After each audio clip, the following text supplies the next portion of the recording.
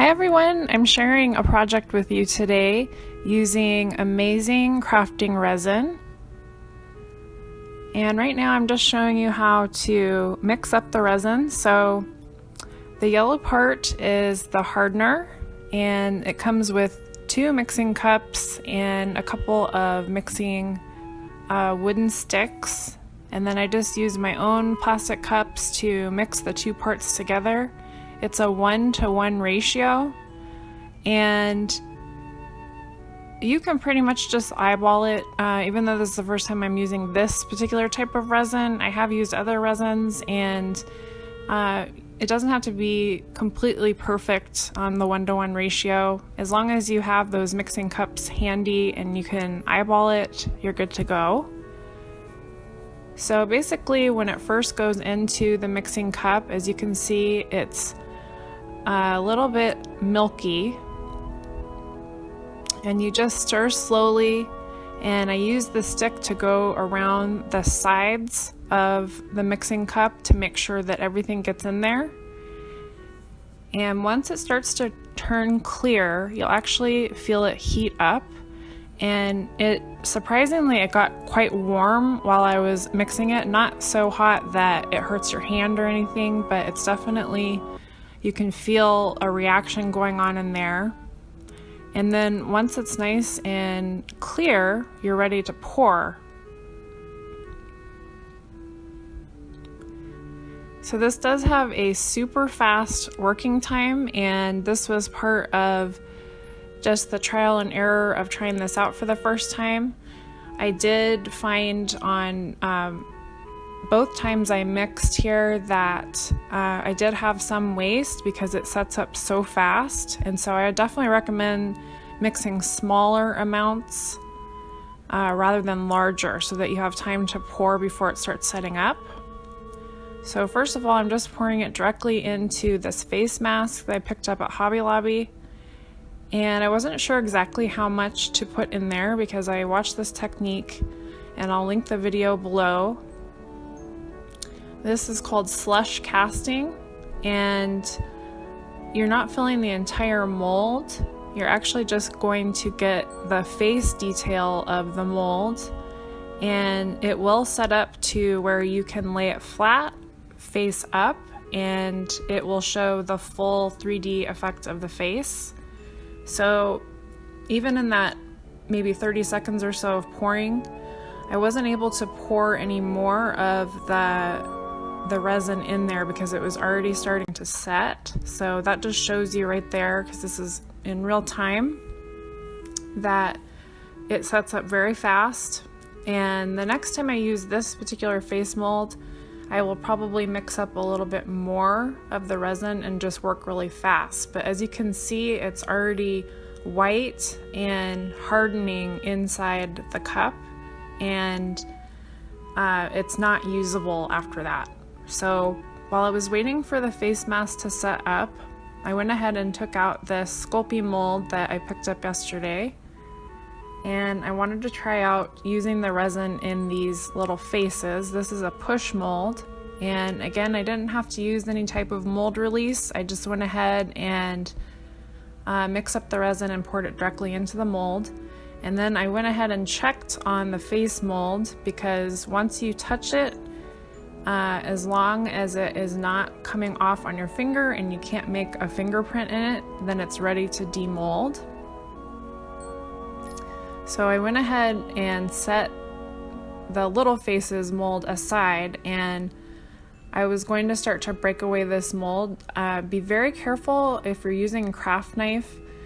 I would even recommend maybe using a plastic butter knife for this, so that you don't cut into the mold itself, because I did end up actually cutting a tiny bit into the mold, not enough to ruin it, but all you really need to do is get a little bit of your knife in there and just get that little bit of leeway so that you can start to pull away the mold.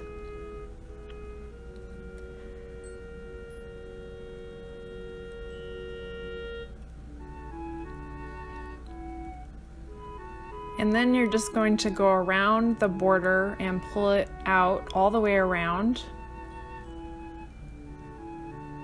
and you have to tug fairly hard to get it out of the mold, and it will seem like you're going to rip the plastic, the resin, but actually it's really strong, and this came out perfectly. I didn't have any issues with the face being distorted or anything. It just took a little bit of time, like you see here, pulling it slowly out of that mold. But as you can see, this is a project that you could literally make in about 5 minutes, from mixing to setting to pulling out, and you will have a face mask that you can paint on and alter. And a little bit later I will show you what I was kind of experimenting with as far as painting. So like I said, I would use more resin next time for this particular mold and just work really fast, because as you can see, the edges are pretty floppy.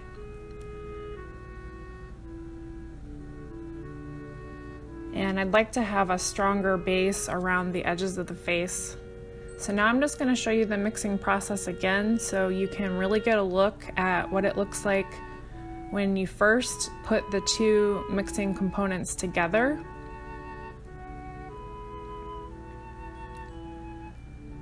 So you just put that into the mixing cup, and the clear or the resin part is a little bit thicker than the yellow part, so just be sure and let your cup stay upside down for a little while to make sure you get as much out of it as you can, and then slowly stir. And it, like before, it starts out milky, and then as you stir, you can slowly start seeing it change from milky to yellowish, and then it eventually becomes clear.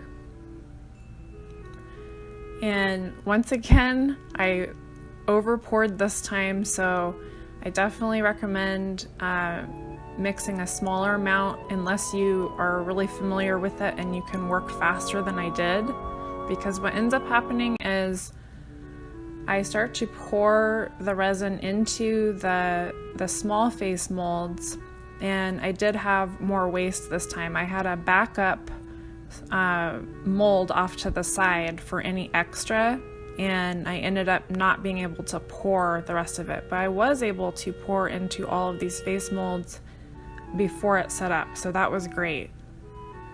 And once again, the resin does warm up, so that's how you know that it's activated that and that it's clear. And it was easy to pour. I would say it's the consistency almost of honey, a little bit more runny than the consistency of honey. And if you shift your mold around a little bit, you can get into some of the details if it's not coming, if it's not hitting both sides evenly. And so in the tiny little faces, it was a little bit more difficult to control it, but it still worked out fine. I ended up over pouring the resin into this little face. As you can see, there's some resin that's kind of pooling on top of it, but it's easy to cut. So I set that aside to go ahead and set up. And as you can see here, I had that extra mold off to the side in case there was any extra, and there was extra, but it was hard, so I was not able to use it. So lesson learned.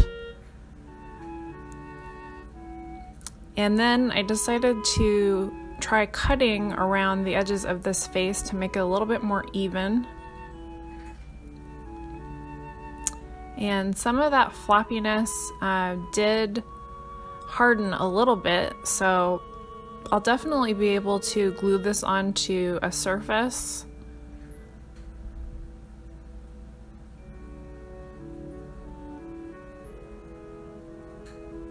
And now I'm just trying to even out the edges and make sure that I'm still keeping the face intact, but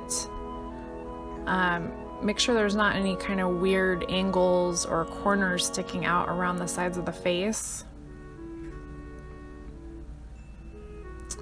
And it's very easy to cut. It's as easy as cutting paper.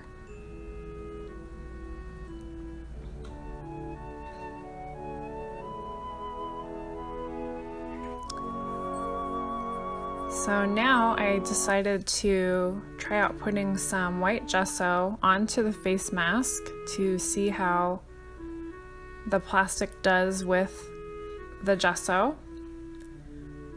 And it's a little bit tricky to work with the acrylic gesso on the plastic. It definitely shows the brush marks. And I went on to Amazon to read a little bit more in the customer reviews to see if there were any tips on painting these. And some people recommended sanding a piece before painting it. But I went ahead and went through with this. This is before I read the reviews. So I just thought I would see how that would dry and how it looks with the texture on it. And then by this time, the little art dolls were ready, and you can tell just because it's turned completely white and you can tap on it and it feels like hard plastic.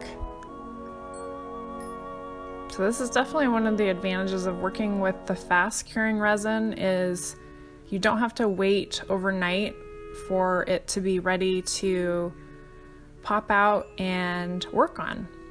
So this one being a push mold, you literally just push these little faces out. So you're going to basically turn the little face part of the mold completely inside out, and it pulls away pretty easily from the mold.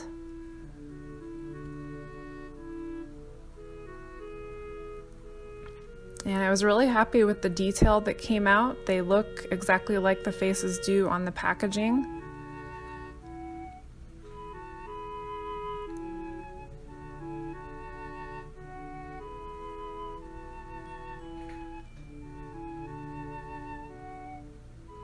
And if you've worked with resin before, you know that it's a very tough, durable surface, and it's nice to work with in projects because it is so durable. Once it's cured, you can, sand it or maybe make some marks in it with a knife or something if you wanted to add any texture.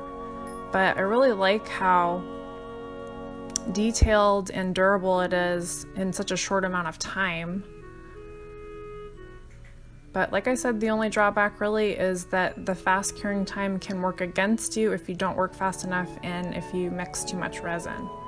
So there are all the cute little faces, and I'm going to go ahead and take that one that I poured over and cut around it, and there was basically no residue left on the mold, which was great.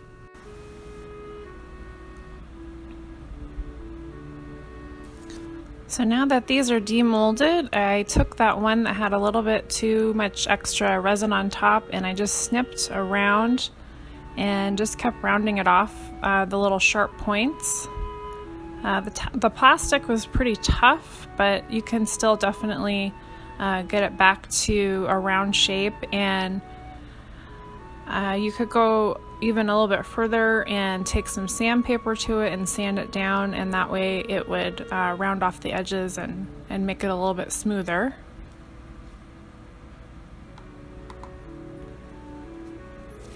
And then I used some gesso and I just painted about 5 of the different face shapes, and some of them I left without the gesso just to see how mediums would take to the resin.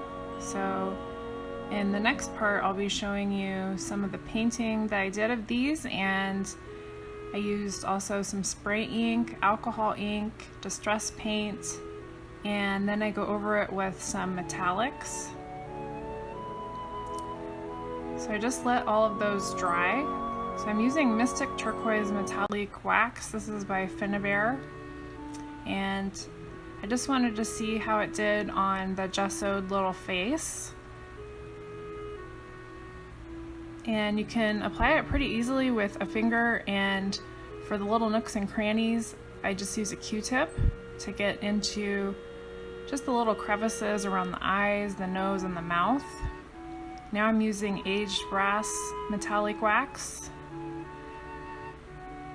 And this went on really, really nicely. It almost looked like gilding, like some of the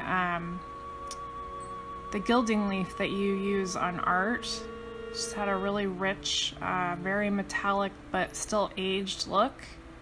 And I did the same thing here with the Q-tip. All the areas that I couldn't get to with my finger, I just went into and added it with the Q-tip.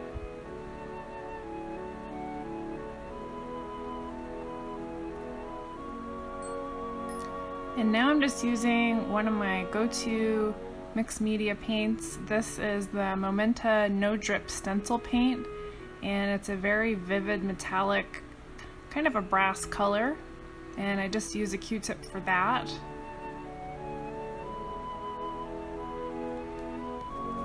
And that paint is super thick and it dries fast, and it gave really good coverage. So I was really happy with that little piece. And then I didn't show this on the film. I did use some Distress Oxide on one of the little faces. You can see it. It's the top right one, and it just came out a very pale green. It's the cracked pistachio, and it's not really vivid enough for my tastes, at least. So I think what I would do next time is probably use the Distress Oxide over a darker colored metallic paint. And now I'm just showing you one of the little pieces that did not have gesso on it that I used rust alcohol ink on. And since alcohol ink will work really well on any type of porous surface, including plastic, it worked well on that. Now I'm showing you some of the more finished pieces. I did add some metallic to that sort of navy blue colored one at the top right. And now I'm using some of the rose gold metallic and going over a blue piece. And as you can see, the metallic really picks up the details of the face, and then it leaves those deeper crevices dark, so you really get that nice contrast.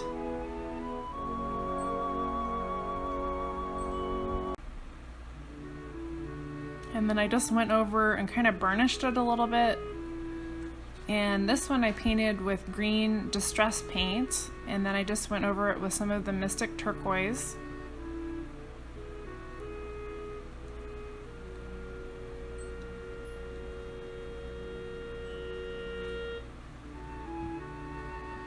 And when this one was done, I liked it well enough, but I still felt like it needed a little something more. And so I'll show you what I did here. The large face that you can see at the top middle of the screen that looks kind of brownish, rusty.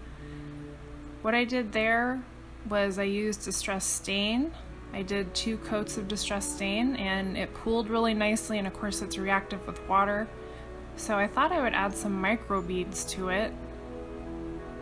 And these are just tiny little beads that you can use with any type of adhesive. I went ahead and used gel medium for this, and you can add these tiny little beads to the surface of your project and add a really cool texture. And since these are silver, they also add kind of almost a whimsical, almost a fairy-like feeling to this little face. And I like the results so well that I went ahead and used the microbeads on the green piece that I felt was a little bit unfinished. And so I just basically dab on the gel medium, and then you pick up some of the microbeads with your paintbrush and then just spread them around.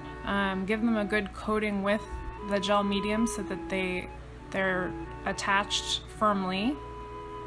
And it's sort of random the way that they're gonna show up on your little piece. So you don't have a ton of control with them with the paintbrush once the medium is mixed in. But I really liked how these turned out. They almost look mystical and kind of almost gave a mossy look to them too, like they were in an old garden. So that's it for this video. I really hope that you've enjoyed watching this process with me and hope you feel inspired to make some mixed media projects of your own. And I will see you in my next video. Thank you so much for watching. See you next time. Bye-bye.